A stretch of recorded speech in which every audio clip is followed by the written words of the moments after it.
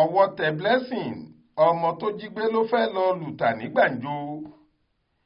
Àwọn aláṣẹ iléeṣẹ́ ọlọ́pàá ìpínlẹ̀ Niger ti mú ìyáálé ilé kan abilékọ Blessing Jeremiah ẹni ọdún 51 tí kò níṣẹ́ míì jù kó máa jí àwọn ọmọ ọlọ́mọ gbé lọ. Lẹ́yìn tó bá jí wọn gbé tán ni yóò lọ tà wọ́n sílùú òdìkejì lówó pọ́ọ́kú. Aláròyé gbọ́ pé àìpẹ́ yìí ni Blessing jí ọmọ ọdún 3 kan Ranot Abubakar gbé lákàtà àwọn òbí rẹ̀ lágbègbè Tundun Nasira nílùú Minna.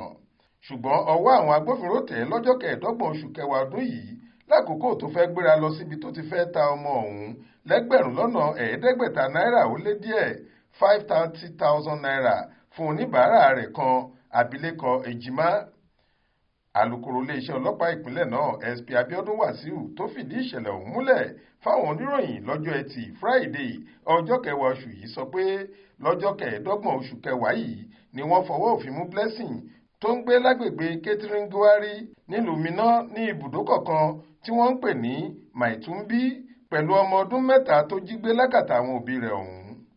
Lójú ẹsẹ̀ tá ti gbọ́ nípa ọ̀rọ̀ Blessing láti lọ fọwọ́ òfin mú un, kò sì rí èsì gidi wí sí gbogbo ìbéèrè tá à ń bí nípa bí ọmọ náà ṣe dé ọwọ́ rẹ̀. Lákòókò ìfọ̀rọ̀wérọ̀ àwọn ọlọ́pàá pẹ̀lú rẹ̀ ló jẹ́wọ́ pé lóòótọ́ lòun jí Ranot Abubakar ọmọ ọdún 3 ọ̀hún lákàtà àwọn òbí rẹ̀.